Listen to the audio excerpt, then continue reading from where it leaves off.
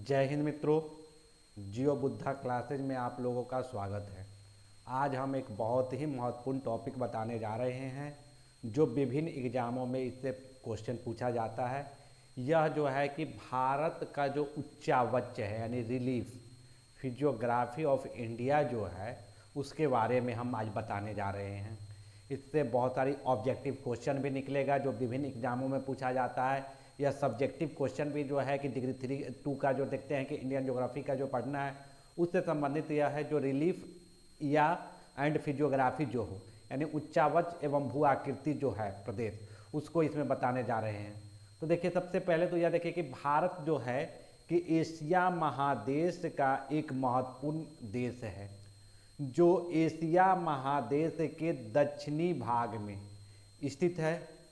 जो संपूर्ण एशिया से भारत को हिमालय पर्वत जो है कि एक प्राकृतिक विभाजन करती है जिसके कारण भारत को भारतीय उपमहाद्वीप भी कहा जाता है।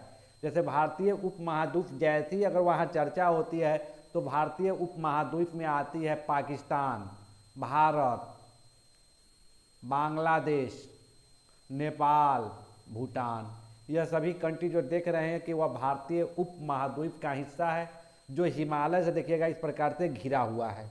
तो यह देखिए अब यह देखिए कि इसका जो है कि कुल क्षेत्रफल का 29.3% भाग जो है वह पर्वतीय क्षेत्र पे से घिरा हुआ है। यानी 29.3% भाग जो है पर्वतीय क्षेत्र में है, 27.7% भाग जो है कि पठारी है और 43% जो है कि वह समतल मैदान है। तो इस प्रकार देखते हैं कि भारत को अगर मुख्य रूप से जब देखिएगा तो वह क्या है कि 3 फिजियोग्राफी डिवीजन से इसको विभाजित किया जा सकता है। तो ये आपने देखा। अब देखिए कि यह जो है भारतीय उपमहाद्वीप को आकार एवं विस्तार के दृष्टिकोण से यानी भारतीय उपमहाद्वीप जो है तो इसको अध्ययन के लिए जो इसकी आकार है और इसका विस्तार है तो अध्ययन के दृष्टिकोण से इस 4 प्रमुख भागों में बांटकर इसकी अध्ययन की जाती है। तो प्रथम देखिए कि जो उत्तर में भारत का उत्तरी छोर पे जो स्थित है वह उत्तरी जो है कि पर्वतीय प्रदेश है, उत्तरी पर्वतीय प्रदेश है जिसको हिमालय पर्वत कहते हैं। यानी भारत के उत्तरी छोर पे जो स्थित है वह हिमालय पर्वतमाला है। उसके बाद देखते हैं कि प्रायद्वीपीय पठार और उत्तरी पर्वतमाला जो है वो दोनों के बीच में जो है कि समतल मैदान है जिसको ब्रह्मपुत्र, गंगा, सिंधु, ब्रह्मपुत्र का मैदान भी कहते हैं।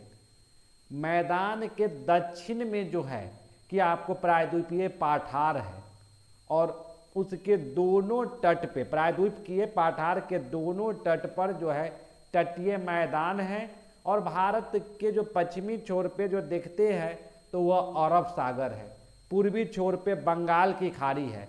तो कुछ द्वीप समूह जो है कि अरब सागर में है और कुछ द्वीप समूह जो है आपको बंगाल की खाड़ी में है। तो इस प्रकार से देखिए कि जो भारत को अध्ययन के दृष्टिकोण से 4 डिवीजन में बांटकर इसको अध्ययन की जाती है। तो प्रथम देखिए कि हिमालय पर्वतमाला है। तो हिमालय पर्वतमाला को देखिए कि 3 समानांतर यानी पैरेलल श्रेणी के रूप में विभाजित किया गया है, श्रृंखला है। तो देखते हैं कि हिमालय पर्वतमाला के 3 जो पैरेलल श्रृंखला है तो देखते हैं कि आप पहले देखिए कि हिमालय की जो विस्तार है तो आप कश्मीर में जो देखते हैं, कश्मीर में नंगा पर्वत से जब चलते हैं तो असम में अरुणाचल प्रदेश के पास जो देखते हैं असम तो वहाँ नामचा बरवा है यानी दिहांग घाटी। यानी नंगा पर्वत से नामचा बरवा तक का जो क्षेत्र है वह हिमालय पर्वत फैली हुई है जो कश्मीर से लेकर अरुणाचल प्रदेश तक भारत के उत्तरी छोर पर। अब इसको देखते हैं तो यह जो है कि उसमें आपको बहुत सारा जो है तो पश्चिम में देखिएगा कि वह उसको जैसे सिंधु गर्ज भी तो ब्रह्मपुत्र गर्ज जो है कि यानी कि नामचा बरवा जो देखते हैं दिहांग घाटी जो है तो वहाँ से चले और वहाँ से जो देखते हैं कि सिंधु गर्ज से जो ब्रह्मपुत्र गर्ज के बीच में जो हिमालय पर्वत का विस्तार है वह 2500 किलोमीटर की लंबाई में फैली हुई है और इसकी औसत चौड़ाई जो है 150 किलोमीटर से लेके 500 किलोमीटर तक है। यानी हिमालय पर्वत की जो औसत चौड़ाई देखते हैं 150 से लेके 500 किलोमीटर तक की है। अब आगे देखिए, जो ग्रेटर हिमालय है यानी महान हिमालय, ग्रेटर हिमालय को महान हिमालय भी कहते हैं, जो भारत का जो है कि उत्तरी छोर पर स्थित है। और यह जो देखते हैं कि हिमालय पर्वतमाला जो है उसकी जो यानी ग्रेटर हिमालय जो है यानी महान हिमालय जो है उसकी औसत ऊंचाई जो है वह 6000 मीटर है और इसकी औसत चौड़ाई जो है 25 किलोमीटर है। और विश्व की सबसे ऊंची चोटी जो देखते हैं, विश्व के अधिकतम ऊंची चोटी जो है कि आपको इसी ग्रेटर हिमालय में पाई जाती है, जिसमें कुछ प्रमुख चोटियां जो है उसको देखिए। तो यहाँ जो प्रमुख चोटी है तो देख रहे हैं कि सबसे विश्व की सबसे ऊंची चोटी जो माउंट एवरेस्ट है, माउंट एवरेस्ट भी ग्रेटर हिमालय का ही पार्ट है, जो कि नेपाल में स्थित है और इसकी ऊंचाई 8848 मीटर है। कहीं कहीं आपको 8850 मीटर भी देता है। दूसरी सबसे ऊंची चोटी जो है वह कंचनजंगा है, जो भारत में है, जो भारत की सबसे ऊंची चोटी भी है कंचनजंगा। तो देखिए कि यह जो है कि 8598 मीटर ऊंची है। उसके बाद मकालू है जो नेपाल में स्थित है, जो 8481 मीटर ऊंची है। उसके बाद धौलागिरी है जो नेपाल में है, 8172 मीटर है। नंगा पर्वत है जो कश्मीर में स्थित है, तो यह देखिए कि भारत में है, तो यह 8126 मीटर ऊंची है। अन्नपूर्णा जो नेपाल में है यह 8078 मीटर ऊंची है। नंदा देवी जो भारत में है 7817 मीटर ऊंची है। नामचा बरवा जो तिब्बत के पास देखते हैं कि नामचा बरवा है, तो यह जो है कि 7756 मीटर ऊंची है। तो यह जो देख रहे हैं कि विश्व के सबसे जो अधिकतम ऊंची चोटियां जो है कि आपको यही ग्रेटर हिमालय में स्थित है। अब ग्रेटर हिमालय की अधिक ऊंचाई होने के कारण इसका शीर्ष जो है कि हमेशा बर्फ से ढकी हुई रहती है, यानी हमेशा जो है कि बर्फ से ढकी हुई ही रहती है, इसलिए इसको हिमाद्री भी कहा जाता है। यानी कि जो ग्रेटर हिमालय का जो चोटी देखते हैं ऊपर जो उठी है वह जो बर्फ से ढकी रहती है, जिसके कारण उसको हिमाद्री कहा जाता है। चलिए अब देखिए कि अब ग्रेटर हिमालय के बाद देखें तो ग्रेटर हिमालय जो है कि आपने देखा कि ग्रेटर हिमालय क्या था कि यानी नंगा पर्वत से लेके नामचा बरवा के बीच जो है एकदम पैरेलल, जो एकदम एक सीध में जो है कि खड़ी है, मतलब वहाँ जो एक दीवार के समान जो चाइना की तरफ से वह दीवार के रूप में वह खड़ी है। दूसरा जो है लघु अथवा मध्य हिमालय, यानी लघु हिमालय को मध्य हिमालय भी कहते हैं, यानी लेसर या मिडिल हिमालय। यह बृहत हिमालय के दक्षिण में स्थित है। इसके समानांतर जो देखते हैं ग्रेटर हिमालय के समानांतर ही पूरब पश्चिम दिशा से इसकी जो चलती है और पूरब से पश्चिम की तरफ यह फैली हुई है। इसकी ऊंचाई जो है 3700 से लेकर 4500 मीटर की ऊंचाई तक है। यानी जो लघु हिमालय जो देखते हैं यानी मध्य हिमालय जो 3700 से लेकर 4500 मीटर की ऊंचाई है तक है। इसकी औसत चौड़ाई जो है यानी कि मध्य हिमालय की जो औसत चौड़ाई है वो 80 किलोमीटर है। और हिमालय के मध्य भाग की जो पर्वत श्रेणियों में जिसमें देखते हैं कि पीर पंजाल, महाभारत श्रेणी, मसूरी प्रमुख, यह श्रेणियां जो है कि आपको लघु हिमालय में यानी मध्य हिमालय में ही पाई जाती है।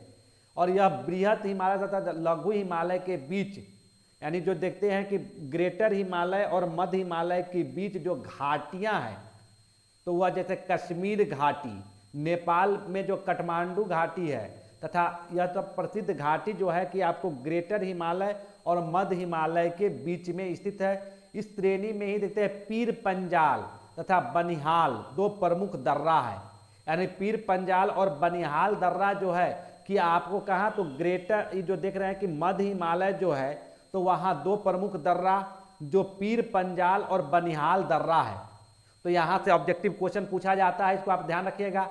और भारत का अधिकांश पर्यटन स्थल जो देखते हैं, जो स्वास्थ्य वर्धक पर्यटन स्थल है, वह आपको इसी मध्य हिमालय में यानी लघु हिमालय में ही पाई जाती है। जिसमें प्रमुख देखते हैं शिमला है, मसूरी है, डलहौजी है, रानीखेत है, अल्मोड़ा है, नैनीताल है, दार्जिलिंग है, लघु हिमालय के दक्षिण ढलान पे यह सभी स्थित है। यानी लघु हिमालय के दक्षिणी ढलान के तरफ यह सभी स्थित है, जो स्वास्थ्य वर्धक के दृष्टिकोण से ही बहुत ही महत्वपूर्ण स्थल है। और यह सभी के जो है कि आपको मध्य हिमालय का पार्ट है, जो मध्य हिमालय के दक्षिणी ढाल की तरफ स्थित है। अब देखिए इस ढाल पे जो है कि आपको यहाँ कोनधारी वन मिलती है, यानी लघु हिमालय के जो दक्षिणी ढाल के तरफ यहाँ जो देखते हैं तो वहाँ कोनधारी वन मिलती है। इसमें छोटे छोटे घास के मैदान भी पाए जाते हैं, यानी छोटी छोटी घास के मैदान भी है। लघु हिमालय में देखते घास की मैदान, उसी घास की मैदान को कश्मीर में जो मर्ग कहा जाता है, जिसमें सोनमर्ग, गुलमर्ग यह सभी जो देखते हैं वह घास की मैदान ही है। लेकिन उसी घास के मैदान को उत्तराखंड में जो है बुग्याल कहते हैं। तो यह बृहद तथा लघु हिमालय के बीच में सीमांत, या जो ग्रेटर हिमालय और लघु हिमालय के बीच में जो है एक जो सीमांत दर्रा है, यानी ग्रेटर फॉल्ट बाउंड्री। आपसे अगर पूछा जाए कि ग्रेटर फॉल्ट बाउंड्री कहाँ पे है, तो ग्रेटर फॉल्ट बाउंड्री जो है ग्रेटर हिमालय को मध्य हिमालय से अलग करती है। यानी ग्रेटर फॉल्ट बाउंड्री जो है ग्रेटर हिमालय को मध्य हिमालय से अलग करती है। और यहाँ पे देखिए कि यह जो है पंजाब से लेके असम तक यह फैला हुआ है, जो ग्रेटर हिमालय के पैरेलल। अब देखिए यहाँ पे जो है बहुत सारे भ्रंश पाए जाते हैं। अब आगे देखिए कि अगला जो है कि ग्रेटर हिमालय के बाद जो देख रहे हैं कि मध्य हिमालय के बाद वाहे हिमालय है। वाहे हिमालय को शिवालिक श्रेणी भी कहते हैं, यानी आउटर हिमालय भी, यानी वाहे हिमालय, आउटर हिमालय या शिवालिक श्रेणी, यह तीनों जो है कि एक ही नाम है। यह जो देखते हैं कि आपको देखिएगा कि जो मध्य हिमालय यानी लघु हिमालय के समानांतर ही पैरेलल जो है कि यह भी कश्मीर से लेकर असम तक फैली हुई है। बीच बीच में यह गैप है, यानी बीच बीच में कहीं कहीं जो है कि विलुप्त हो गई है। तो इसकी औसत ऊंचाई जो देखते हैं, यानी शिवालिक हिमालय की औसत ऊंचाई जो है 900 से लेके 1200 मीटर तथा औसत चौड़ाई 10 से लेके जो है 50 किलोमीटर तक है। यानी कि जो शिवालिक हिमालय जो है उसकी औसत चौड़ाई क्या है कि 10 किलोमीटर से लेके 50 किलोमीटर तक है। यह जो हिमालय पर्वत श्रृंखला की दक्षिणतम श्रेणी है, यानी हिमालय पर्वत श्रृंखला जो है उसकी दक्षिणतम श्रेणी जो है कि आपको शिवालिक श्रेणी है। शिवालिक श्रेणी को जम्मू में जो है कि जम्मू पहाड़ी के नाम से जानते हैं। अरुणाचल प्रदेश में इसको दाफला, मीरी, अबोर, मिसमी पहाड़ी के नाम से भी जाना जाता है। यह जो है हिमालय का सबसे नवीन पर्वत श्रेणी है, यानी शिवालिक पर्वत श्रेणी जो देख रहे हैं हिमालय पर्वतमाला की सबसे नवीनतम पर्वत श्रेणी है। इसकी उत्पत्ति जो है कि मध्य मायोसीन से लेकर प्लीस्टोसीन काल तक मानी जाती है, यानी मध्य मायोसीन से लेकर प्लीस्टोसीन काल तक मानी जाती है। यह श्रेणी भी जो है उत्तर में देखते हैं कि अथवा मध्य लघु हिमालय यानी सीमांत दर्रा यानी कि सीमांत भ्रंश जो देखते हैं, तो जो शिवालिक श्रेणी और मध्य हिमालय के बीच जो है कि दोनों को अलग करती है वह सीमांत दर्रा, यानी सीमांत दर्रा जो देखते हैं यानी भ्रंश जो है कि वह आपको मध्य हिमालय और शिवालिक श्रेणी को अलग करती है। तो आपने देखा ग्रेटर हिमालय और लघु हिमालय को अलग करने वाली जो ग्रेटर फॉल्ट है, और जबकि मध्य हिमालय और शिवालिक को अलग करने वाली जो है सीमांत दर्रा है, और यही जो है कि उसको पृथक करती है। लघु तथा वाहे हिमालय के बीच में जो कुछ विस्तृत घाटियां जो है तो वह देखते हैं जैसे कि जो पश्चिम में उस घाटी को दून कहा जाता है, यानी पश्चिम में जो घाटी है हिमालय में जो देखते हैं कि लघु हिमालय और मध्य हिमालय के बीच में जो घाटी है, तो पश्चिम में उस घाटी को दून, जिस प्रकार से देखते हैं विस्तृत घाटी है जैसे लघु हिमालय में देखते हैं पाई जाती है, जिसमें पश्चिम में दून तथा पूरब में द्वार कहा जाता है, जैसे देहरादून, कैथरी दून, पटली दून, तथा पूरब की तरफ चलते हैं तो उत्तराखंड में देखते हैं हरिद्वार, तो पूरब में उसको हरिद्वार कहा जाता है और पश्चिम में दून कहा जाता है। यह प्रमुख है जो घाटी देखते हैं। अब चलिए कि यहाँ पे जो हिमालय का प्रादेशिक विभाजन देखिए, आपने अभी तो देखा कि हिमालय का जो है कि फिजिकल डिवीजन जो आपने देखा तो वह जो था कि ग्रेटर हिमालय, मध्य हिमालय और शिवालिक हिमालय। अब इस हिमालय को देखते हैं प्रादेशिक विभाजन जो है सिडनी बुरार्ड ने जो है सिंधु नदी से लेकर ब्रह्मपुत्र नदी के बीच का जो विस्तृत क्षेत्र है तो उसको पर्वतमाला को जो है कि निम्नलिखित 4 भागों में विभाजित किया है। एक जो है कि आपको जो है पंजाब हिमालय, दूसरा जो है कुमायूं हिमालय, तीसरा नेपाल हिमालय, चौथा जो है असम हिमालय। तो देखिए सबसे पहले चलते हैं पंजाब हिमालय। तो पंजाब हिमालय जो है सिंधु नदी के गर्ज से प्रारंभ होकर सतलज नदी के बीच का जो पार्ट है उसको कहा, जो सिंधु नदी से लेके सतलज नदी के बीच का जो हिमालय की पार्ट है उसको पंजाब हिमालय से संबोधित किया जाता है, या कश्मीर हिमालय, पंजाब हिमालय या कश्मीर हिमालय। यह जो देखते हैं कि इसका जो जम्मू कश्मीर तथा हिमाचल प्रदेश में विस्तृत है, यानी पंजाब हिमालय का फैलाव कहाँ है तो जम्मू कश्मीर और हिमाचल प्रदेश में। पंजाब हिमालय की जो लंबाई है वह 560 किलोमीटर की लंबी है, यानी जो सिंधु नदी से लेकर सतलज नदी के बीच में जो उसकी लंबाई है पंजाब हिमालय की वह 560 किलोमीटर लंबी है। इस भाग की प्रमुख श्रेणियां जो है, पर्वत श्रेणियां जो है, जिसमें लद्दाख, पीर पंजाल, धौलाधर तथा जास्कर श्रेणी जो है वह आपको पंजाब हिमालय का पार्ट है। इसमें जम्मू कश्मीर में देखते हैं कि जोजिला दर्रा जो है कि जोजिला दर्रा भी जो है कि आपको पंजाब हिमालय में ही स्थित है, जो कि 3444 मीटर की ऊंचाई पर स्थित है जोजिला दर्रा। अब दूसरा देखिए कि कुमायूं हिमालय।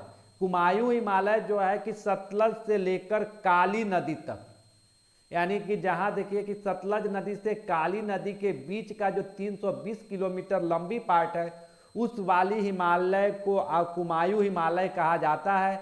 यह पंजाब हिमालय की अपेक्षा अधिक ऊंची है, यानी पंजाब हिमालय की अपेक्षा देखिएगा कुमायूं हिमालय जो अधिक ऊंची है। और इसी कुमायूं हिमालय से भारत की 2 प्रमुख नदी की ओरिजिन स्थल है, वह है यमुना और गंगा का ओरिजिन स्थल जो है कि आपको कुमायूं हिमालय ही है। और यह देखते हैं उत्तराखंड राज्य में कुमायूं हिमालय जो है कि उत्तराखंड राज्य में फैला हुआ है। यहाँ की प्रमुख जो चोटी है वह नंदा देवी हिमालय की सर्वोच्च चोटी, यानी कुमायूं हिमालय की सर्वोच्च चोटी जो है कि वह नंदा देवी है। नैनीताल के निकट नैनीताल, भीमताल तथा 7 ताल झीलें स्थित है, यानी यहाँ जो प्रमुख झील जो है नैनीताल देखते हैं, भीमताल देखते हैं, 7 ताल झील, यह सभी देखते हैं कि आपको कुमायूं हिमालय का है। और माना एवं नीति दर्रा जो है, माना और नीति दर्रा जो है आपको कुमायूं हिमालय की ही पार्ट है। माना और नीति दर्रा जो है भारत को तिब्बत से दूरी कम कर देती है, यानी भारत से तिब्बत जाने के लिए जो मार्ग है वह माना और नीति दर्रा के द्वारा ही वहां से जो तिब्बत की तरफ प्रस्थान करते हैं। तो देखें, और इस हिमालय में यानी कुमायूं हिमालय में जो देखते हैं कि हिम रेखा की जो ऊंचाई है, यानी हिमालय में सर्वाधिक ऊंची हिम रेखा जो पाई जाती है वह आपको कुमायूं हिमालय में ही पाई जाती है। यानी कुमायूं हिमालय में जो 6000 मीटर की ऊंचाई पर हिमरेखा पाई जाती है, यानी 6000 मीटर से नीचे जो है कि वह जो है कि हरा भरा है, वहाँ पे बर्फ की अभाव है। 6000 मीटर से ऊपर अधिक ऊंचाई वाली जो क्षेत्र है वहाँ क्या है कि आपको स्नोफॉल यानी बर्फ से ढकी रहती है। अब तीसरा जो देखिए वह नेपाल हिमालय है। नेपाल हिमालय जो काली नदी से प्रारंभ होकर तीस्ता नदी के बीच की जो पार्ट है हिमालय वाली उसको नेपाल हिमालय कहते हैं। नेपाल हिमालय की लंबाई सबसे अधिक है, जो नेपाल हिमालय जो है 800 किलोमीटर की लंबाई में फैली हुई है। इसका अधिकांश भाग जो है कि नेपाल में स्थित है। नेपाल हिमालय का अधिकांश भाग जो है नेपाल में स्थित है।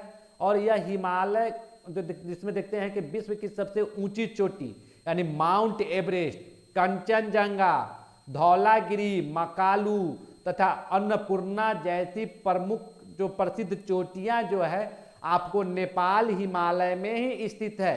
और यहाँ पे देखिए नेपाल हिमालय की एक प्रमुख घाटी जो है वह काठमांडू घाटी जो देखते हैं वह नेपाल हिमालय में ही स्थित है। अब देखिए कि अगला जो है कि आपको प्रादेशिक विभाजन में असम हिमालय है, जिसको असम हिमालय भी कहते हैं। तो असम हिमालय जो है कि आपको देखते हैं तीस्ता नदी से प्रारंभ होकर ब्रह्मपुत्रा के बीच का जो हिमालय की पार्ट है उसको आपको असम हिमालय से संबोधित की जाती है, जो 720 किलोमीटर लंबी है। और यहाँ की जो ब्रह्मपुत्रा को जो देखते हैं कि जो सांगपो नदी भी कहा जाता है। यहाँ की प्रमुख चोटी जो है कुला, कांगड़ी, चुमलहारी, कबरू, जांग, सांगला तथा पोहनी है। अब इसके अपेक्षा देखिए कि हिमालय का जो दक्षिणी देखते हैं कि जब दिहांग घाटी के बाद जब हिमालय दक्षिण की तरफ मूव करती है तो उसको पूर्वांचल या पूर्वी पहाड़ी के नाम से जानते हैं। तो पूर्वांचल या पूर्वी पहाड़ी के नाम से जानते हैं। तो यह पूरब दिशा में, जैसे देखते हैं कि दिहांग घाटी से जब गर्ज से जब यह पूरब की तरफ मुड़ जाती, दक्षिण की तरफ जो मुड़ जाती है तो वह देखते हैं पूरब दिशा में दिहांग गर्ज से आगे हिमालय श्रेणी जो दक्षिण की तरफ मुड़ती है। तो यहाँ पे जैसे अरुणाचल प्रदेश में ही जिसको नागालैंड, मणिपुर, मिजोरम, त्रिपुरा, यह सभी में जो पहाड़ी है वह आगे बढ़ते हुए म्यांमार की सीमा में फैल जाती है। तो यह देखें कि वह हिमालय की ही पार्ट है जिसमें कहा जाता है पटकोई बूम, खासी, गारो, लुसाई, मिजो, जैंतिया और नागा प्रमुख पहाड़ियां हैं। इन पहाड़ियों की चोटी जो है 500 से लेके 3000 मीटर ऊंची है। ये पहाड़ियां अधिकांश जगहों पर समानांतर है और घने वनों से ढकी हुई है। अब इसके अपेक्षा देखिए हिमालय में जो दर्रा है, तो हिमालय में जो दर्रा है तो हिमालय की प्रमुख दर्रा जैसे देखते हैं, दर्रा कहते हैं जब कोई नदी जब किसी पर्वत को काट देती है तो दो पार्ट में जब विभाजन कर देते हैं तो बीच वाली जो लो लैंड होती है उसको दर्रा कहा जाता है। तो जैसे देखते हैं हिमालय पर्वत श्रेणी के आर पार आने से, यानी जो नदी जो हिमालय पर्वत के आर पार जो प्रवाहित होने लगती है तो उसके कारण दर्रा बन जाती है। जैसे हिमालय के अधिकांश दर्रा का औसत ऊंचाई जो है वह जो देखिएगा 4800 से लेकर 5500 मीटर है, जिसमें है बुर्जिल दर्रा जम्मू कश्मीर, यानी बुर्जिल दर्रा जम्मू कश्मीर में है जो 3750 मीटर की ऊंचाई पर है। कासगर दर्रा जो मध्य एशिया के को जोड़ने का काम करती है, यानी कासगर दर्रा जो है कि मध्य एशिया को से भारत को जोड़ती है, से गुजरती है। जोजिला दर्रा जो जम्मू कश्मीर में है यह 3445 मीटर ऊंची है, श्रीनगर से लेह को जोड़ने का काम करती है। यानी जोजिला दर्रा जो देखते हैं श्रीनगर से लेह को जोड़ने का काम करती है। इसी मार्ग से होकर श्रीनगर। अब काराकोरम दर्रा जो देखते हैं जो यारकंद को मार्ग जाता है, जो देखते हैं काराकोरम दर्रा से जो है 5442 मीटर की ऊंचाई पे है। सिपकिला दर्रा जो हिमाचल प्रदेश में है, शिमला के गारटोक तिब्बत की ओर जाने वाली, यानी तिब्बत की तरफ जाने वाली जो है कि यह सिपकिला दर्रा है। लेपू लेख दर्रा, धागला दर्रा, नीति दर्रा, ये सभी उत्तराखंड की दर्रा है।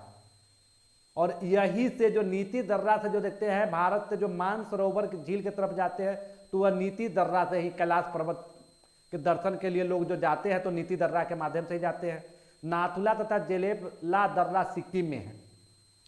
तो इस प्रकार से देख रहे हैं सिक्किम की जो चुम्बी घाटी में जेलेपला दर्रा है, जो जेलेपला दर्रा से जो है कि तिब्बत से पश्चिम बंगाल को जोड़ने का काम करती है। जो तिब्बत की राजधानी जो लहासा और पश्चिम बंगाल की तरफ जो बढ़ने वाली जो सड़क मार्ग है वह आपको इसी दर्रा से यानी जेलेप दर्रा से जाती है, जेलेपला दर्रा से। नाथुला दर्रा जो देखते हैं दार्जिलिंग में है, चुम्बी घाटी से होकर तिब्बत के, यानी दार्जिलिंग से जो तिब्बत की तरफ जाते हैं तो वह चुम्बी यानी नाथुला दर्रा से होकर चुम्बी घाटी के माध्यम से। उसी प्रकार देखते हैं बोमडिला दर्रा जो अरुणाचल प्रदेश के उत्तर पश्चिम में स्थित है। यह दर्रा तवांग होकर तिब्बत जाती है, यानी यह दर्रा के माध्यम से क्या है तवांग होते हुए आप तिब्बत की तरफ चले जाते हैं। वारा लाछा दर्रा जो हिमाचल प्रदेश में जास्कर श्रेणी में स्थित है। अब देखते हैं मकरी से लेह के और जाने वाली जो यह दर्रा है। तो इस प्रकार से देखते हैं यह प्रमुख दर्रा है। अब देखिए कि यहाँ जो है खैबर दर्रा जो देखते हैं 1027 मीटर ऊंचा है, तथा बोलन दर्रा जो 1790 मीटर ऊंची है। यह सभी जो देखते हैं, यह खैबर दर्रा और बोलन दर्रा जो है वर्तमान में पाकिस्तान में स्थित है।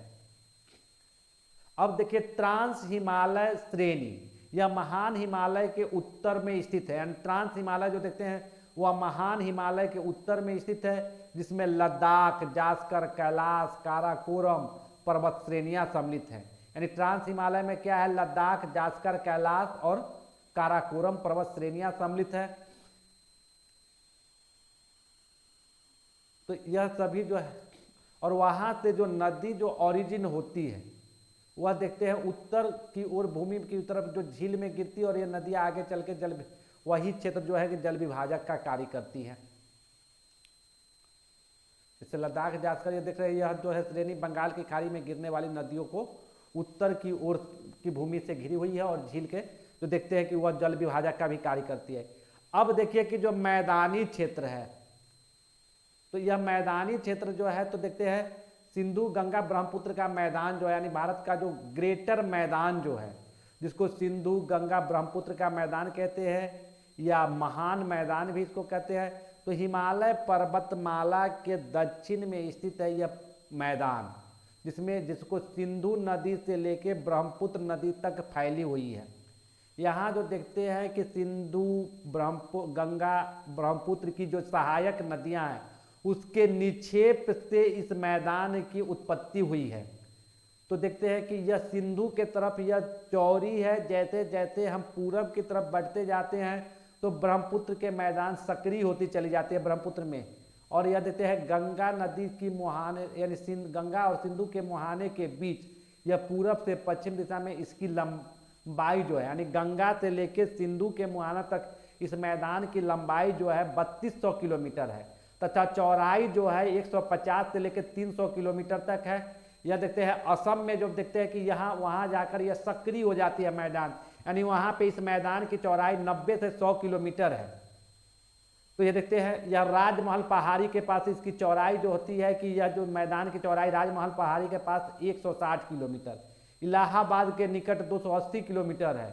इस मैदानी भाग में नदी जो है कि नदी के तलछट के निक्षेप से इस मैदान की उत्पत्ति हुई है, निक्षेपण से, जहाँ तलछट की गहराई जो है, यानी इस भाग में जो देखते हैं कि तलछट की गहराई जो है 2000 मीटर तक भी देखी गई है।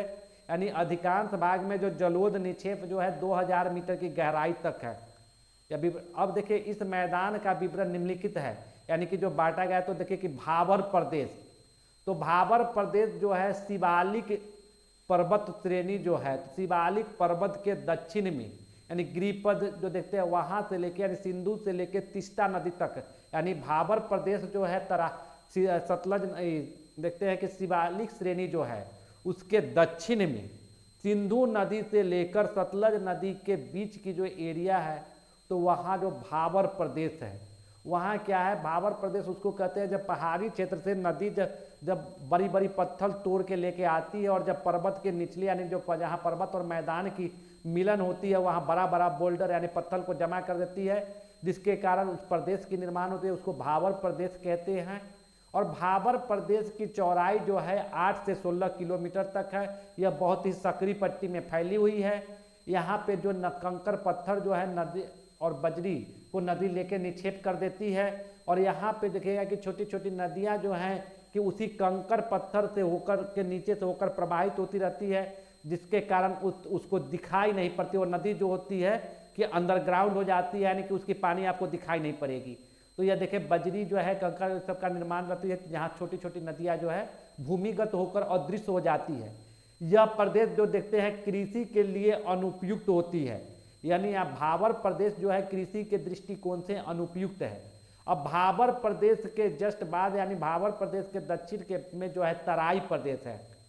तो तराई प्रदेश जो है यह जो है दक्षिण में मैदानी भाग होता है, जहाँ भाबर की जो विलुप्त नदियाँ, जहाँ भाबर का जो देखते हैं विलुप्त नदियाँ फिर से जो है कि सरफेस पे दिखने लगती है, तो उसके साथ जो कंकड़ पत्थर बारीक कण जो तोड़ के लेके आई गई है, जिसके निक्षेप से, यानी जलोद के निक्षेप से जो मैदान की निर्माण होती है, उसको तराई कहते हैं। तराई क्षेत्र जो होती है वह दलदली होती है, इसमें बारीक कण का जो होता है कि निक्षेप रहती है, दलदली रहती है, और दलदली क्षेत्र होने के कारण यह क्षेत्र घना जंगल से ढका हुआ है।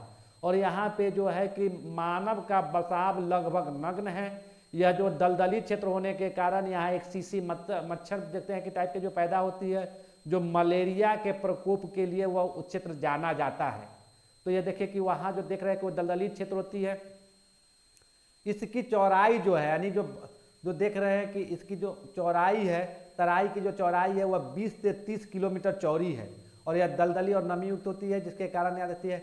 भारत का अधिकतर वन अभ्यारण्य जो है आपको इसी तराई क्षेत्र में पाई जाती है। बायोडाइवर्सिटी के दृष्टिकोण से भी देखिएगा तो यह तराई क्षेत्र जो है कि बहुत ही महत्वपूर्ण है। अब देखिए तराई क्षेत्र के बाद जब चलते हैं आगे तो वह बांगर रीजन है, यानी बांगर प्रदेश है। बांगर प्रदेश कहते हैं जहाँ नदी की पानी, यानी जो बाढ़ की जो पानी जो देखते हैं कि जहाँ तक पहुँच नहीं पाते, जो पुरानी जलोढ़ निक्षेप से निर्मित है, तो उसको बांगर कहते हैं। जो पुरानी जलोढ़ से होती है, इसमें जो है कि चूना संग्रह, तो यानी कंकड़ पत्थर, जो बहुत सारे कीड़े मकोड़े जो चूना होते थे जलीय जीव, तो उसका खोल उसमें पाई जाती है, यानी चूना युक्त संग्रहणों का उसमें अधिकता होती है। यह कृषि के दृष्टिकोण से अनुपयोगी होता है, यानी बांगर प्रदेश को देखते हैं वह कृषि के दृष्टिकोण से अनुपयोगी होता है। इस बांगर को पंजाब में जो धाया कहते हैं, यानी जो बांगर क्षेत्र जो पंजाब में है उसको धाया कहते हैं।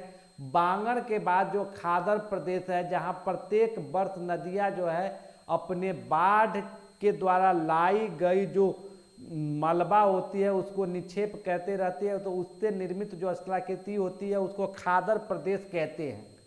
जहाँ नदी की बाढ़ एवं जल प्रतिवर्ष आते रहती है, और यहाँ पे जो नवीन मिट्टी का एक परत बिछा हुआ रहता है, तो यह देखते हैं। और यह क्षेत्र एक कृषि के दृष्टिकोण से बहुत ही महत्वपूर्ण होता है, जिसके कारण आप देखिएगा कि यह खादर वाली प्रदेश जो है कि यहाँ गहन कृषि की जाती है, और मानवीय बसाव के दृष्टिकोण से भी जो है यह महत्वपूर्ण क्षेत्र है, यानी सघन बसा हुआ क्षेत्र है यह खादर प्रदेश, और यहाँ गहन कृषि की जाती है। खादर प्रदेश को पंजाब में बेट कहा जाता है। अब देखिए कि शंकु है या अंतः शंकु, जब देखते हैं नदी जब मैदानी क्षेत्र में जब आती है तो अपने साथ बहुत सारे जो बारीक कण लेके आई थी, तो उसका निक्षेप जो करती है पंखनुमा एक शंकु कोन के टाइप का, तो उसको कहते हैं कोन या शंकु फैन कहते हैं जलोढ़ का।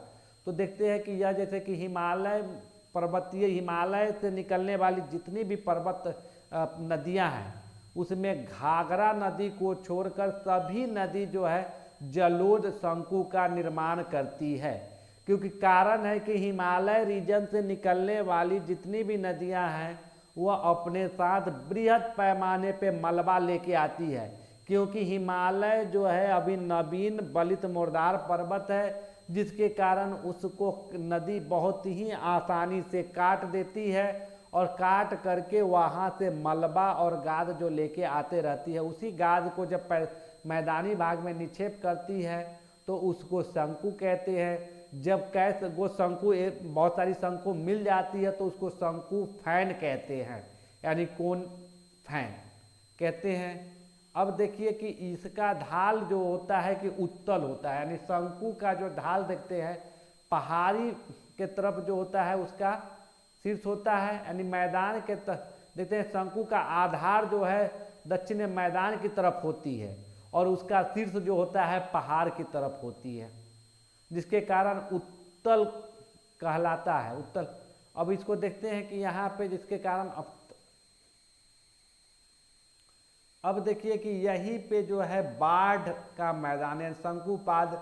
जब देखते हैं कि बहुत सारी कोन बड़ी बड़ी आके जब मिल जाती है तो वहाँ जो मैदान की निर्माण होती है उसको कोन फूट प्लेन्स कहते हैं, यानी शंकुपाद मैदान कहते हैं। हिमालय की अधिकांश नदियाँ जो है सामान्य शंकु बनाती है, जैसे ब्यास, रावी एवं महानंदा तीस्ता नदी ने मिश्रित शंकु का निर्माण किया है, यानी कंपोजिट कोन्स का निर्माण किया है। बिहार में देखते हैं उत्तरी बिहार में गंडक और कोसी, झारखंड में महानंदा और तीस्ता नदी जो है बड़े पैमाने पे शंकु का निर्माण करती है। तो इस प्रकार से देखते हैं।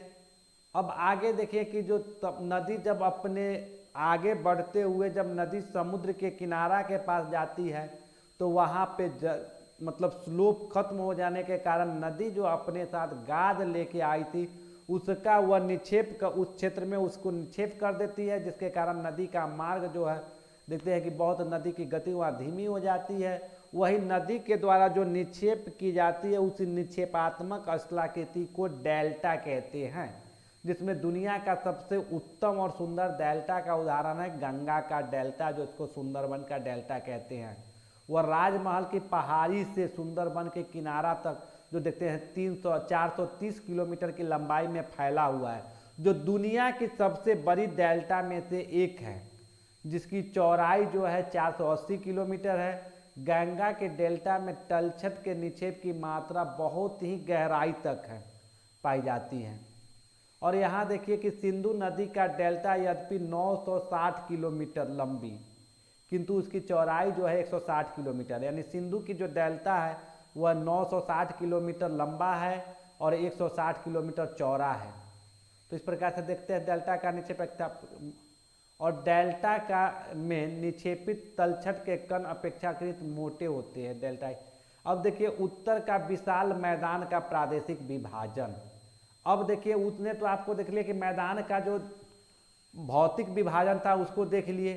अब जो है मैदान का जो प्रादेशिक विभाजन है, तो मैदान का जो प्रादेशिक विभाजन देखते हैं तो यह प्रादेशिक विभाजन जिस प्रकार से देखते हैं सिंधु का मैदान, गंगा का मैदान, ब्रह्मपुत्रा का मैदान, इस प्रकार से उसकी विभाजन की गई है।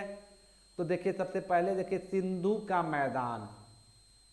तो सिंधु का मैदान जो है सिंधु नदी द्वारा निर्मित जो मलबा, यानी सिंधु नदी अपने साथ जो मलबा लेके आई थी और उस मलबा के निक्षेप से जो स्थलाकृति का निर्माण हुआ है उसको सिंधु का मैदान कहते हैं। यहाँ पे यह मैदान जो है कि सिंधु नदी के पश्चिम में यह मैदान मुख्यतः बांगर से निर्मित है, जबकि पूर्वी भाग में डेल्टाई है। यहाँ जलोढ़, बालुआ और मृत्तिका के निक्षेप पाए जाते हैं। धरातल पर लंबे गर्त और दिन में होता है। जैसे देखते हैं कि क्षारीय झील, यहाँ पे देखिएगा कि झील भी, यानी कि जो खारा पानी का झील भी पाई जाती है, जिसमें आप सांभर लेक जो देखते हैं, राजस्थान का जो सांभर लेक है, तो ये सब मिलती है। जो कि आपको इसका जो देखते हैं कि सिंधु का अधिकतर मैदानी भाग जो है कि वह पाकिस्तान में चला गया, यानी 1947 के विभाजन के बाद सिंधु नदी का एक बृहद क्षेत्र जो है कि पाकिस्तान के अधीन चली गई, यानी सिंधु के मैदान। अब देखिए कि अगला जो है पंजाब एवं हरियाणा का मैदान। तो यह जो है सतलज, रावी, ब्यास, चेनाब, झेलम, यह 5 नदी जो है उस पांचों नदी के द्वारा जो निक्षेप से स्थलाकृति का निर्माण हुआ है उसको कहा जाता है आपको पंजाब या हरियाणा प्लेन। अब देखिए इस प्लेन में कुछ द्वाबें निर्मित हुई है, 2 नदी के बीच की भूमि जो होती है उसको द्वाब कहते हैं। तो ब्यास और सतलज के बीच की जो भूमि है उसको बिष्ट जलांधर द्वाब कहते हैं। देखिएगा यहाँ पूछता है जो ब्यास और सतलज के बीच का जो द्वाब है उसको बिष्ट जलंधर द्वाब कहते हैं। ब्यास और रावी नदी के बीच का जो द्वाब है उसको बारी द्वाब कहते हैं। रावी एवं चिनाब नदी के बीच का जो द्वाब है उसको रचना द्वाब कहते हैं। उसी प्रकार चेनाब एवं झेलम नदी के बीच का जो द्वाब है उसको चाज द्वाब कहते हैं।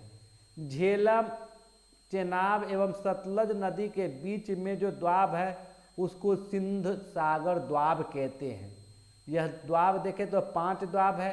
पंजाब की नदी अपने निक्षेपण के क्रिया के द्वारा देखते हैं कि बहुत सारी वहाँ पे जो स्थलाकृति का निर्माण किया है, जिसको धाया, वेट, चोक आदि भूआकृति लक्षणों के नाम पे इसको रखा गया है। जैसे होशियारपुर जिले में सबसे अधिक देखने को मिलता है, यानी वहाँ जो देखते द्वाब जो देखते हैं।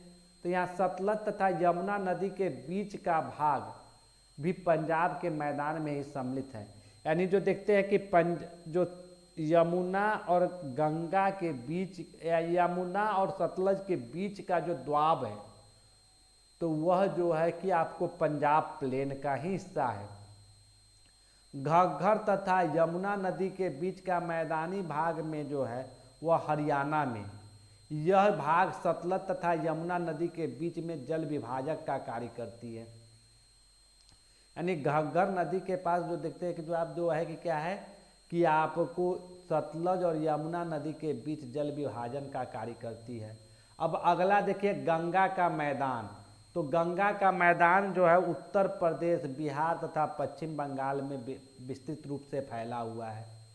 इस मैदान में डेल्टाई भाग जो देखते हैं कि जो लो लैंड वाली डेल्टाई भाग जो है पश्चिम बंगाल के विस्तृत क्षेत्र में पाई जाती है, जहाँ हिमालय से निकली हुई नदियाँ जो है अपने साथ जो गाद लेके आई थी उसके निक्षेप से जो निर्माण की है तो वहाँ देखते हैं।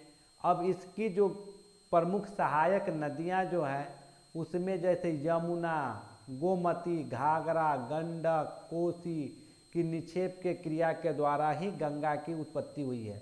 दक्षिण के तरफ से जो पठारी भाग से जो कुछ नदियाँ निकलती हैं जिसमें चंबल, बेतवा, केन, सोन है, यह सभी नदी भी अपने साथ जो मलबा लेके आते हैं उसके निक्षेप करते रहती है और इस मैदानी भाग का निर्माण होता है। अब देखिए संपूर्ण मैदानी भाग का ढाल जो है पूरब तथा दक्षिण पूरब की तरफ, यानी संपूर्ण मैदानी भाग का ढाल जो देखते हैं ज्योग्राफिकल जो स्लोप जो है कि वह आपको कहाँ तो ढाल पूरब तथा दक्षिण पूरब की तरफ है। गंगा यमुना द्वाब एक निश्चित भौगोलिक इकाई है जहाँ देखते हैं कि उपजाऊ के दृष्टिकोण से बहुत ही उपजाऊ है। यह धरातलीय जलोद का निक्षेप जो है वहाँ 1000 से 2000 मीटर की गहराई तक पाई जाती है।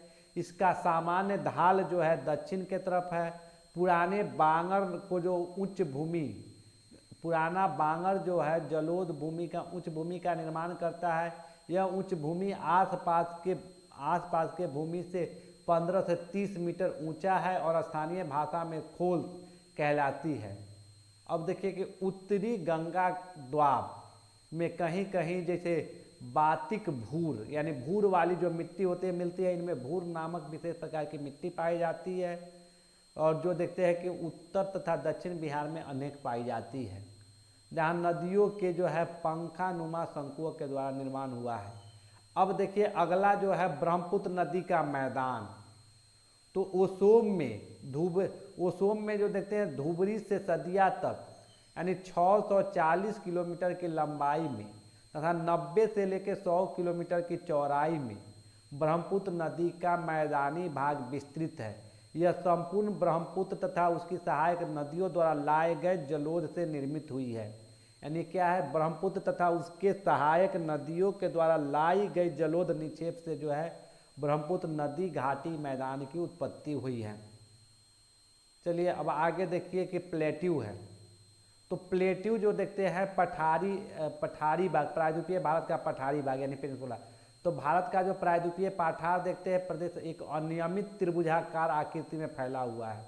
जो देखते हैं दिल्ली का जो राजमहल पहाड़ी से, दिल्ली में जो आधार दिल्ली की तरफ है, राजमहल की पहाड़ी जो देखते हैं मध्य में और उत्तरी दक्षिण सीमा तक फैली हुई है।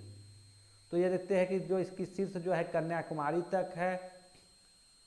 अब देखिए इसका औसत ऊंचाई जो है यानी प्रायद्वीपीय पठार की औसत ऊंचाई जो है 600 से लेकर 900 मीटर तक है। यह पठारी भाग 3 तरफ से पर्वतों से घिरा हुआ है। इसके उत्तर में अरावली पर्वत, विंध्याचल पर्वत और सतपुड़ा पर्वत की पहाड़ियाँ हैं। पश्चिम में पश्चिमी घाट तथा पूर्व में पूर्वी घाट स्थित है। उत्तर के दक्षिण में इसके तरफ इसकी लंबाई जो है कि 1600 किलोमीटर तथा पूरब से पश्चिम के तरफ इसकी लंबाई जो है आपको 1400 किलोमीटर है। नर्मदा ताप्ती नदी की घाटियों में इस पर्वतीय प्रदेश को 2 असमान भागों में बांट दिया, यानी नर्मदा और ताप्ती नदी जो है इस पठारी भाग को 2 असमान रूपों में विभाजित कर दी गई है। और उत्तरी भाग में जो है मालवा का पठार तथा दक्षिणी भाग में जो है दक्कन ट्राइब प्रसिद्ध जो पर्वत है अब देखिए मालवा का पठार, यह पठार नर्मदा एवं ताप्ती नदियों एवं विंध्याचल पर्वत के उत्तर पश्चिम में त्रिभुजाकार आकृति में फैला हुआ है। इसके उत्तर पश्चिम में जो देखते हैं अरावली पर्वत तथा दक्षिण पूर्व में गंगा का मैदान, जो ग्रेनाइट जैसी कठोर चट्टानों से बनी हुई है। इसकी ऊंचाई लगभग 800 मीटर है और इसका सामान्य ढाल जो है उत्तर पूर्व दिशा में है।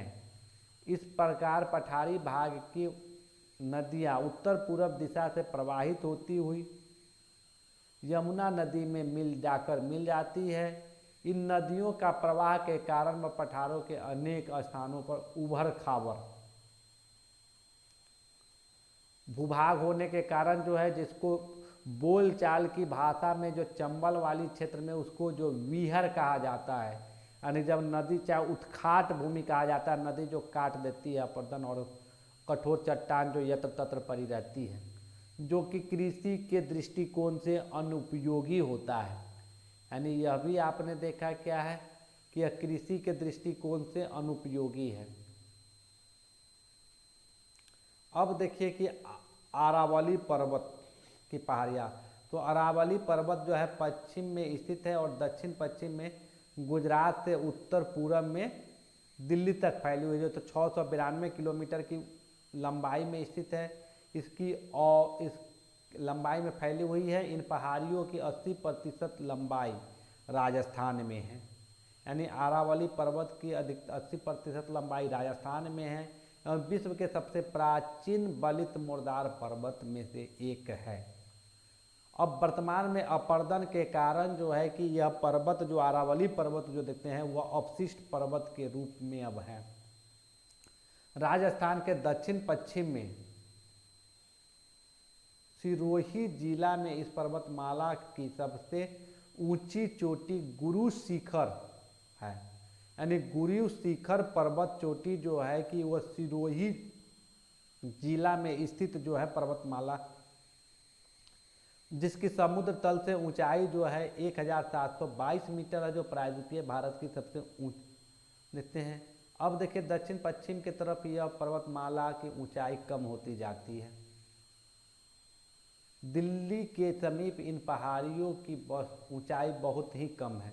अब देखिए दक्षिण पूर्व का मुख्य पठार अथवा दक्कन का ट्रैप, तो यह पठार ताप्ती नदी तथा नदी के दक्षिण में त्रिभुजाकार रूप में फैला हुआ है और उत्तर पश्चिम में सतपुरा एवं विंध्याचल पर्वत श्रेणी, उत्तर में महादेव, दक्षिण में मकालू, पूर्व में पूर्वी घाट तथा पश्चिम में पश्चिमी घाट इसकी सीमा निर्धारण करती है। यहाँ पठार मुख्यतः लावा से बना हुआ है। इसकी औसत ऊंचाई 600 मीटर है। दक्षिण में यह पठार 1000 मीटर ऊंची थी। यह पठार लगभग 2 भागों में बटा हुआ है, 2 लाख वर्ग किलोमीटर में यानी फैला हुआ है। इसका ढाल पश्चिम से पूर्व की तरफ है। महानदी कृष्णा, गोदावरी, कावेरी नदियों ने इस पठारी प्रदेश में अपनी घाटियों का अत्यधिक गहरा किया है और संपूर्ण कठोर और अनेक छोटी छोटी पर्वतों में विभक्त कर दिया गया है, जिसे महाराष्ट्र का पठार, आंध्र प्रदेश पठार, कर्नाटक का पठार आदि। पश्चिमी घाट, यह जो है कि दक्षिणी पठार की पश्चिमी सीमा बनाता है, जिसे सहाद्री यानी पश्चिमी घाट को सहाद्री भी कहा जाता है, पर्वत भी कहते हैं। यह उत्तर में ताप्ती नदी की घाटी से दक्षिण में कन्याकुमारी तक 1500 किलोमीटर लंबाई में विस्तृत है। इनकी चौड़ाई उत्तरी भाग में 50 किलोमीटर तथा दक्षिणी भाग में 80 किलोमीटर है। पश्चिमी घाट की औसत चौड़ाई जो है 900 से 1100 मीटर है। पश्चिमी घाट की उत्तर से दक्षिण दिशा में एक दीवार की भांति खड़ा है, इसे पार करना कठिन है और पश्चिमी घाट से दक्षिण पश्चिम में की तरफ बिंदवान है। क्रमशः इसमें जो देखते हैं दक्षिणी प्रायद्वीप, तो इसमें कुछ घाट यानी पास है, जिसको कहा जाता है थाल घाट, भोर घाट, पाल घाट तथा सेनकोट्टा गैप। इन दर्रों से विभिन्न रेल मार्ग गुजरते हैं, जैसे थालघाट दर्रे से मुंबई कोलकाता रेल मार्ग, बोरघाट दर्रे से मुंबई चेन्नई रेल मार्ग तथा पायलट दर्रे से होकर कोचीन रेल मार्ग गुजरते हैं। तो पश्चिमी घाट के दक्षिण में नीलगिरी, अन्नामलाई, पालनी तथा इलायची की पहाड़ियां स्थित है। अब देखिए अन्नामलाई पहाड़ी में स्थित अन्नामलाई गुंडी शिखर जो दक्षिणी भारत की सबसे ऊंचा शिखर है। औसत समुद्र तल से इसकी ऊंचाई 2695 मीटर है। नीलगिरी पहाड़ी में का सबसे ऊंचा जो देखते हैं डोडा बेटा शिखर, नीलगिरी का सबसे ऊंचा जो है दक्षिण भारत में ऊंचा पर्वत श्रेणी है। औसत समुद्र तल से इसकी ऊंचाई जो है कि 2637 मीटर है। संरचना के दृष्टिकोण से पश्चिमी घाट एक संपूर्ण इकाई है। यह बड़ी नदियां का स्रोत भी है। अब देखिए इससे बड़ी नदियां जितनी भी है वह सभी के सभी बंगाल की खाड़ी की तरफ गिरती है, छोटी नदियां जो हैं अरब सागर में गिरती हैं। फलस्वरूप इनकी उपस्थिति से पश्चिमी तटीय मैदान में भारी वर्षा होती है। पूर्वी घाट, यह घाट दक्षिण पठार के पूर्वी किनारे पर स्थित है। यहाँ उड़ीसा के उत्तर पूर्वी भाग से प्रारंभ होकर बंगाल की खाड़ी के तट के समानांतर नीलगिरी के पहाड़ियों तक फैल जाता है। इसकी चौड़ाई उत्तर में 200 किलोमीटर, दक्षिण में 100 किलोमीटर तथा इसकी औसत ऊंचाई 100 मीटर है। अब देखिए पश्चिमी घाट में कम ऊंचा तो यहाँ महानदी, गोदावरी, कृष्णा तथा कावेरी नदियों ने पूर्वी घाट को काट कर इसमें अपने मार्ग बना लिया है। इस प्रकार कई मार्गों से होकर विभक्त किया जा या संरचना के दृष्टिकोण से इसमें एकरूपता नहीं पाई जाती है। इसके विभिन्न भागों में भिन्न भिन्न नामों से पुकारा जाता है। इनमें नल्ला मलाई, बेलीकोंडा, पालकोंडा, जावेदी तथा सीबे राय प्रमुख है। दक्षिण में यह नीलगिरी की पहाड़ियों के निकट पश्चिमी घाट से मिल जाती है। पूर्वी घाट में किसी बड़ी नदी का उद्गम नहीं होता है। यहाँ बंगाल की खाड़ी से आने वाली दक्षिण पश्चिम मानसूनी पवनों के लगभग समानांतर है। फलस्वरूप यहाँ अधिक वर्षा कराने में सहायक होती है नहीं है।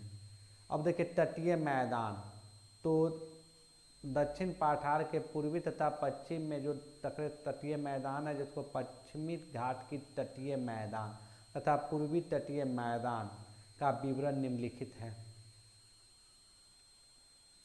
जैसे पश्चिमी तटीय मैदान, यह प्रदेश पश्चिमी घाट तथा अरब सागर के तट के बीच गुजरात से कन्याकुमारी के मध्य फैला हुआ है। गुजरात के कुछ भाग को अगर छोड़कर सारा मैदान क्षेत्र को सकरा है।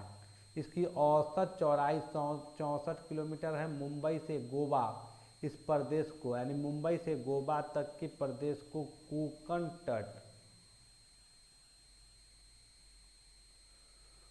तट तथा मध्य भाग में कन्नड़ तथा दक्षिणी भाग में मालाबार तट कहते हैं।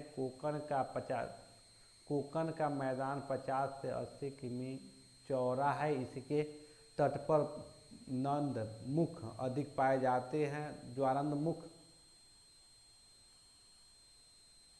मालाबार तट पर स्थित कोचीन बंदरगाह लैगून पर स्थित है। पश्चिमी तट पर अधिक कटा फटा है। इस कारण से इस तट पर बंदरगाह की संख्या अधिक है।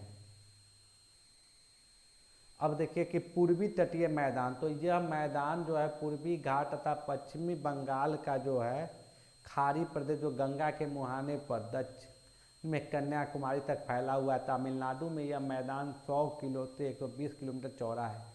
गोदावरी नदी के पास इसका अंतरिक्ष मैदान सकरा हो जाता है और कहीं कहीं इसकी चौड़ाई 32 किलोमीटर से भी कम है।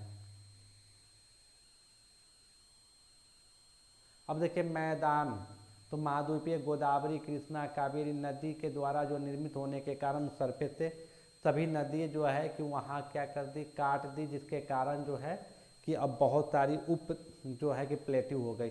जिस प्रकार से देखते हैं कि कृष्णा नदी और महानदी के बीच का उत्तरी सरकार तट, यानी कृष्णा और महानदी के बीच का जो तट होता है उसको उत्तरी सरकार तट, तथा कृष्णा एवं कावेरी नदी के बीच कोरोमंडल तट है। इस मैदान के तट पर कई लैगून झीलें पाई जाती है, जिनमें चिल्का झील, पुलिकट झील प्रसिद्ध है। पूर्वी तट कम कटा फटा है, इस कारण से पूर्वी तट पर प्राकृतिक बंदरगाह की संख्या कम है। द्वीप देखिए, भारत के मुख्य भूमि के अतिरिक्त अरब सागर तथा बंगाल की खाड़ी एवं निकोबार द्वीप समूह है। अंडमान समूह में लगभग 20 द्वीप है और जबकि 350 किमी की दूरी तक फैला हुआ है। निकोबार द्वीप समूह 19 है, इसमें से कुछ को द्वीपों का विस्तार 60 से लेके 100 किलोमीटर तक है। इनमें से कुछ की उत्पत्ति ज्वालामुखी उद्भेदन से निकलने वाले लावा से हुई है। बैरन द्वीप एक सक्रिय ज्वालामुखी है जो अरब बंगाल की खाड़ी में पाई जाती है। अरब सागर में केरल के तट पर कुछ दूरी पर पश्चिम की तरफ लक्षद्वीप तथा सभी प्रवाल द्वीप हैं। यह आकार में छोटे हैं। जैसे भारत में देखते हैं, जो आपको देखते हैं कि श्रीलंका और भारत को जोड़ने वाली जो मार्ग है वहाँ पे आपको कोरल रीफ, यानी जिसको एडम ब्रिज कहा जाता है, वह वास्तविक रूप में वह कोरल से निर्मित यानी चूना प्रधान जीव के अवशेषों से निर्मित स्थलाकृति है। देखिए मित्रों, अगर मेरा वीडियो आप लोगों को अच्छा लगा हो तो इसको लाइक कीजिए, कमेंट कीजिए और अपने ग्रुप में इसको शेयर कीजिए। थैंक यू मित्रों।